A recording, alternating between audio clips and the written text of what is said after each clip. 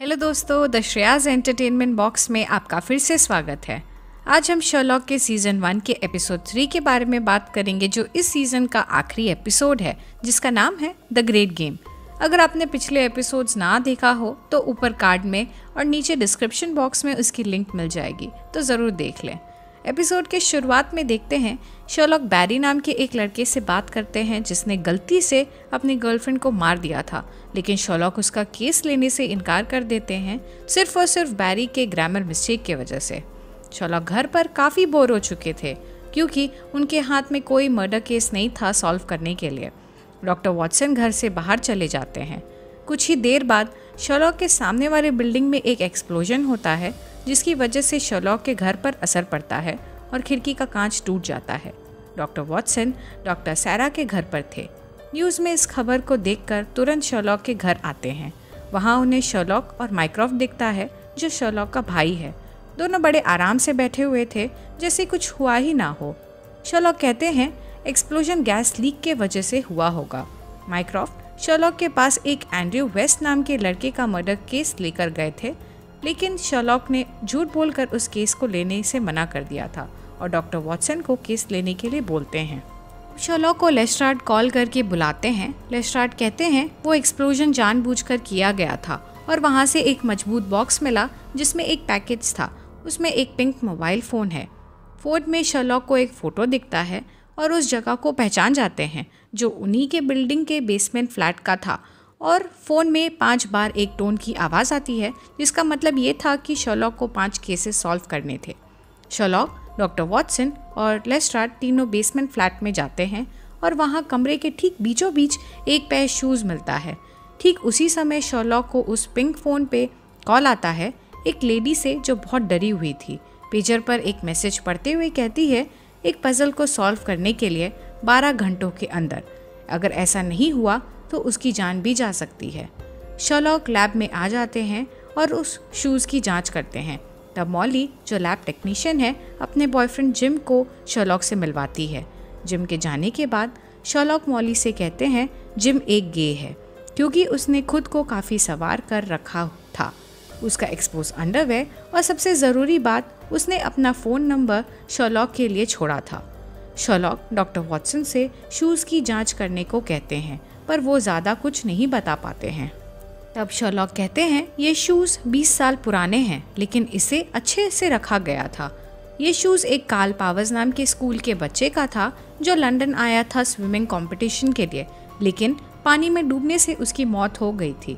Sherlock कहते हैं उस बच्चे को एक्जिमा था, उसके मेडिसिन में पॉइजन मिलाया गया था।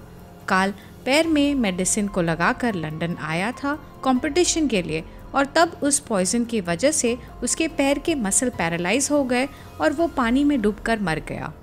शर्लॉक इस केस के रिजल्ट के बारे में वेबसाइट पर लिख देते हैं। तुरंत ही उन्हें उस लेडी का फ़ोन आता है और उसे वहाँ से छुड़ा लिया जाता है। लेस्ट्राड शर्लॉक और डॉक्टर वॉटसन को बताते हैं कि उस लेडी को 2 लोग किडनैप करके उसके बॉडी में बॉम्ब लगाकर गाड़ी में छोड़ गए थे।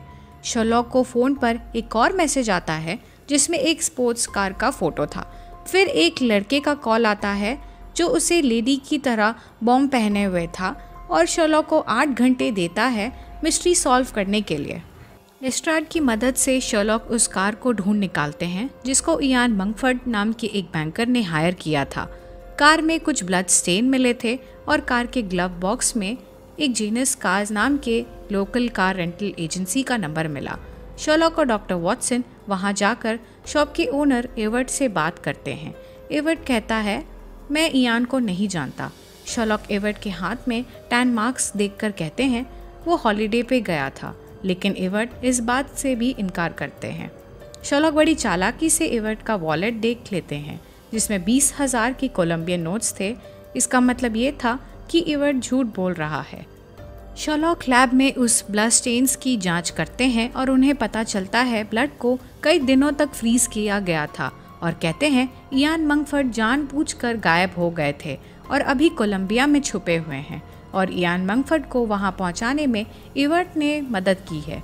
और इसका पता उसके टैनिंग मार्क से और वॉलेट में रखे कोलंबियन नोट से पता चलता है। शर्लॉक फिर से वेबसाइट पर केस रिजल्ट लिख देते हैं और उस लड़के को छोड़ दिया जाता है।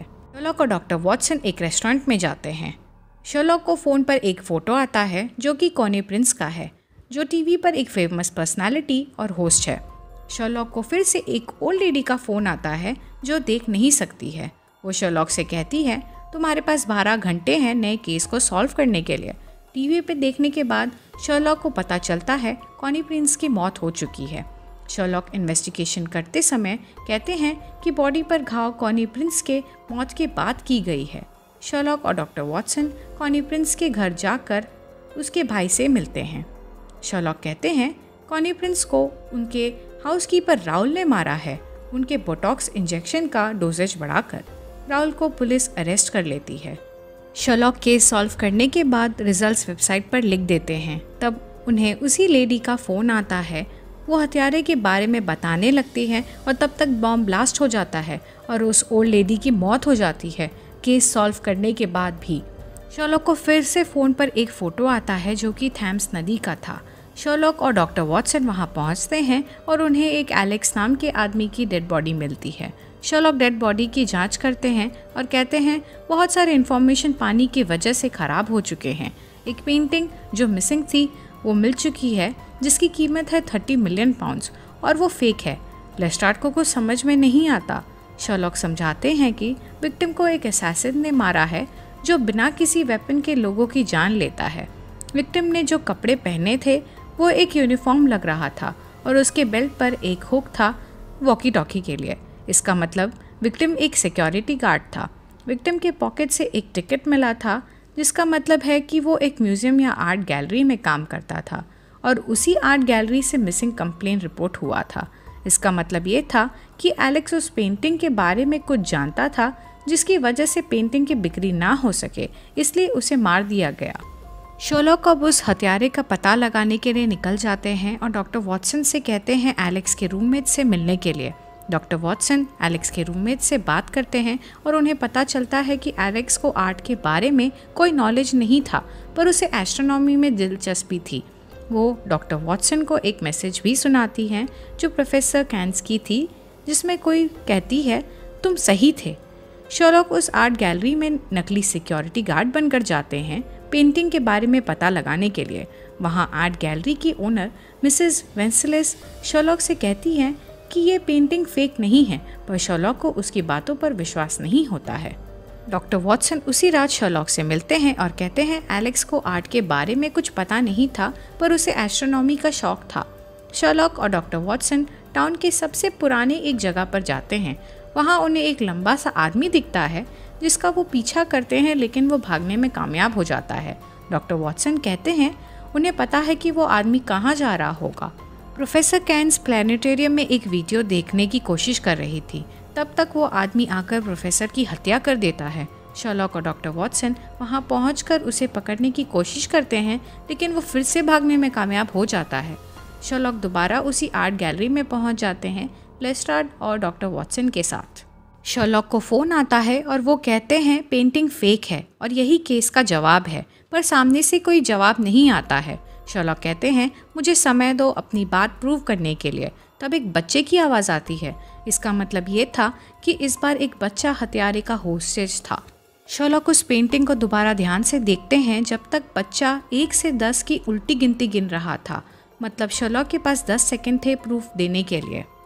शर्लॉक पता लगा लेते हैं और कहते हैं कि उस पेंटिंग में क्या फेक है। वो है वैन ब्यूरेन सुपरनोवा, जो कि 1858 में हुआ था, तो उसकी पेंटिंग 1640 में कैसे बनाई जा सकती थी। दोस्तों, सुपरनोवा का मतलब होता है जब आसमान में कोई तारा एक्सप्लोड होता है तब उसे बहुत ज़्यादा रोशनी आती है। खैर, अब शर्लॉक इस केस को सॉल्व कर लेते हैं और मिसेस वेंसलेस से पूछताछ करते हैं। तब उन्हें पता चलता है उसी ने फेक पेंटिंग बनवाई थी और उसे बस अपने पैसे चाहिए थे 30 मिलियन पाउंड्स। वो ये भी कहती है कि मैं उस आदमी से कभी नहीं मिली। शर्लॉक पूछते हैं कौन था वो कहती है मोरियार्टी। अब डॉक्टर वॉटसन एंड्रयू वेस्ट नाम के एक लड़के का मर्डर केस इन्वेस्टिगेट कर रहे थे जिसकी डेड बॉडी ट्रैक के किनारे मिली थी। शर्लॉक भी वहां आ जाते हैं और कहते हैं हत्या कहीं और हुई थी, पर उसकी बॉडी को ट्रेन के ऊपर डाला गया था और जब ट्रेन को झटका लगा होगा किसी एक पॉइंट पर, तब डेड बॉडी नीचे गिर गई होगी। शर्लॉक और डॉक्टर वॉटसन अब एंड्रयू के ब्रदर इन लॉ के घर जाते हैं जिसका नाम है जो के घर आने के बाद शर्लॉक उसे एंड्रयू के हत्या के बारे में पूछते हैं। जो कहता है उसने ब्रूस पार्टिंगटन डेटा चुराया क्योंकि वो कर्जे में डूबा हुआ था और उसे पैसे की ज़रूरत थी।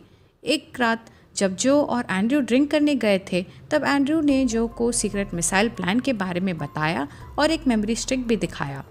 जो ने चालाकी से मेमोरी स्टिक चुरा लिया और जब एंड्रयू को इस बारे में पता चला तब दोनों में झगड़ा हो गया। झगड़ा करते करते सीढ़ियों से गिरकर एंड्रयू की जान चली गई। जो को कुछ समझ नहीं आया इसलिए उसने एंड्रयू को ट्रेन के ऊपर रख दिया क्योंकि उसका घर रेलवे ट्रैक के ठीक बगल में था। और तब कुछ दूर जाकर एंड्रयू की बॉडी ट्रेन के ऊपर से ट्रैक के किनारे गिर गई। शर्लॉक जो से वो मेमोरी स्टिक ले लेते हैं। अब शर्लॉक घर पर वेबसाइट पर एंड्रयू केस की जानकारी डाल देते हैं। डॉक्टर वॉटसन डॉक्टर सैरा से मिलने के लिए चले जाते हैं।